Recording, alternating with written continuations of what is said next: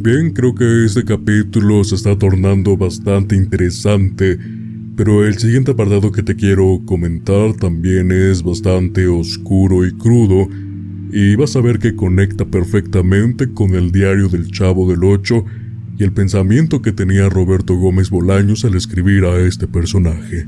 En el año 2012, cuando la serie fue lanzada en formato DVD, los fanáticos más atentos notaron algo extraño.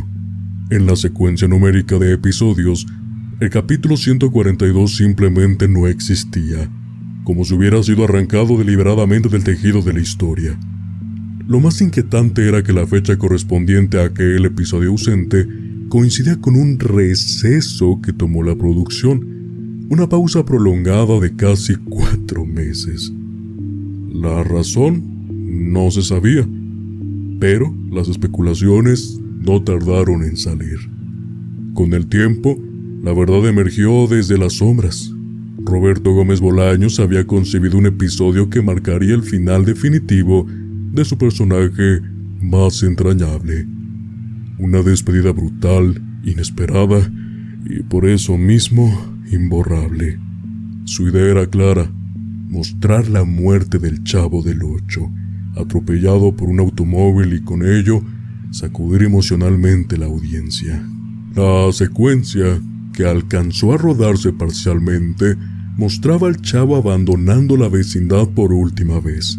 Luego, un golpe seco interrumpía la imagen, mientras la cámara captaba los rostros desconcertados de Kiko y la Chilindrina.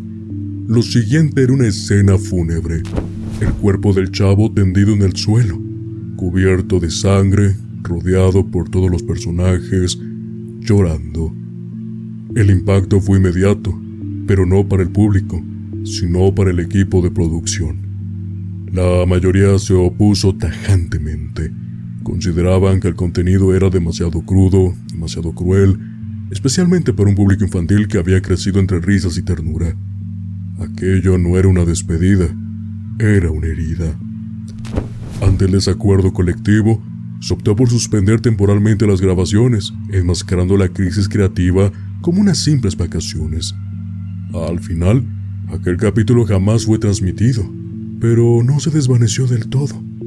Circularon rumores, imágenes borrosas y fragmentos de otra versión alternativa, una donde el Chavo simulaba su propia muerte de forma idéntica, quizás como guiño a aquel episodio maldito que nunca vio la luz.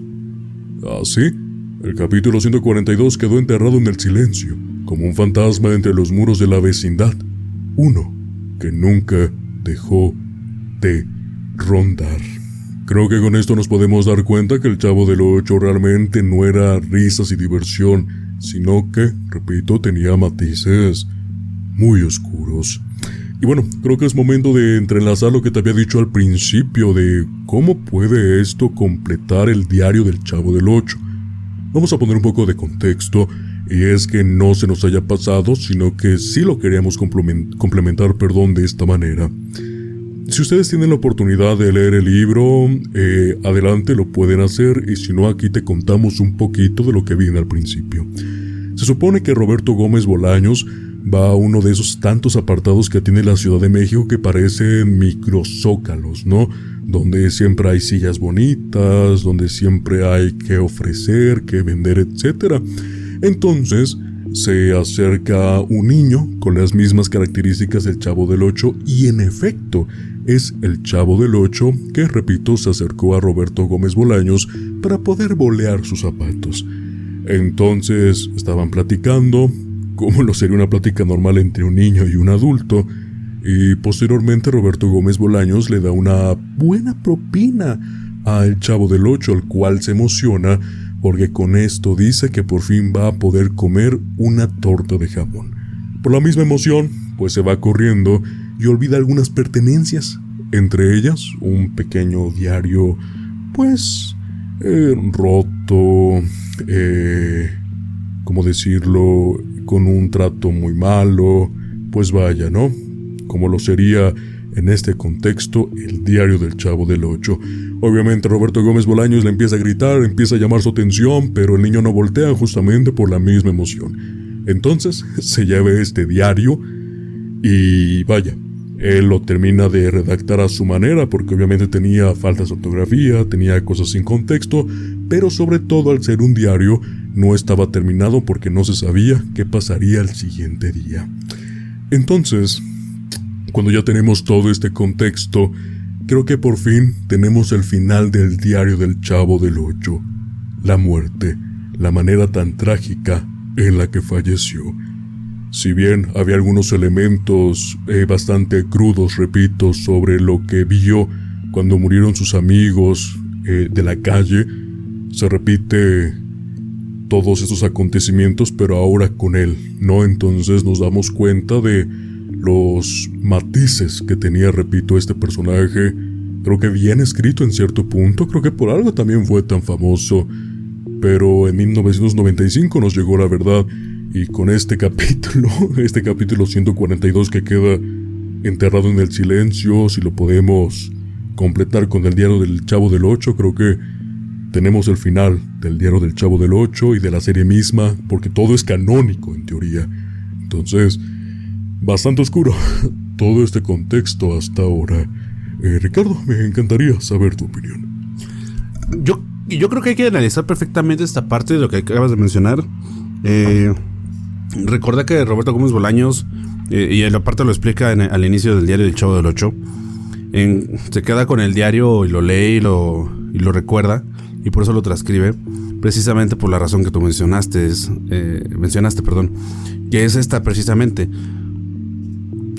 O sea, el ver primero que va a comprarse la torta de jamón por la propina que le da, y que aparte después lee el diario, termina de cimentar yo creo que todas las ideas que lo llevarían a construir un personajazo que transmite y late dentro de las familias mexicanas, pero que también este trasfondo que va ocurriendo puede que tenga toda esta similitud a las obras de Shakespeare, ¿no? Que tiene un desarrollo muy profundo, muy, muy fuerte, y al final es demasiado desastroso para poder generar un impacto dentro del lector o dentro del que pueda percibir sus obras. En este caso no suena nada extraño que quisiera acabar con el Chavo de esta manera. No creo simplemente porque haya sido un capricho de ya no querer seguir con el programa, sino simplemente que a lo mejor para él consideraba que ya era momento de darle un final, ¿no? Que bueno, siempre hay intereses de por medios cuando trabajas para algunas empresas. En este caso la televisión tenía muchos intereses por medio porque el éxito que tenía el programa, pero que también nos puede dejar un poquito en claro que puede también venir cimentado por la idea pasada, ¿no? Cuando explica que atropellaron a uno de los chicos, que no lo dice textualmente, porque es muy comprensible. ¿Por qué? Porque está tirado en medio de la acera, sangrando, y que seguramente fue atropellado. Entonces, a lo mejor de una forma u otra, pensó que era la forma adecuada para que pudiera darle fin, tratando de remembrar ese primer episodio traumático de su vida, en el cual aprecia la muerte de un niño que no conocía, porque estaba en situación de calle, y que pues a final de cuentas el Chavo del Ocho no estaba exento de esto, lo cual puede llevarnos a la conclusión de que no estaba haciendo un final a lo mejor precipitado, demasiado cruel, sino que todo el tiempo lo tuvo en la cabeza al conocer la historia del Chavo del Ocho, en la cual se inspiró, porque bueno, a final de cuentas así es como está narrado lo del día del Chavo del Ocho. Es parte de las memorias y del memorial de Roberto Gómez Bolaños para poder crear al Chavo, y que creo que para mí, si yo hubiera sido un niño, hubiera sido traumático verlo, y creo que en esa parte tienen razón. Darle un final de esa manera iba a ser demasiado trágico, pero que sí se entiende que dentro de Roberto también había ideas lúgubres que podían transicionar demasiado fuerte como para querer acabar con un personaje que a final de cuentas le había dado toda la fama que ya tenía, probablemente por darle un final digno en el cual todos pudieran hablar, pero hubiera acabado con la carrera de Roberto, yo creo, y que a final de cuentas, qué bueno que no salió a la luz, porque creo que estaríamos hablando de otro tenor ahorita, inclusive hasta, no quiero como ponerlo en ese punto de contexto, pero sí hasta manifestaciones en contra de Roberto, y creo que dentro de todo lo que había construido, su imperio se hubiera venido abajo.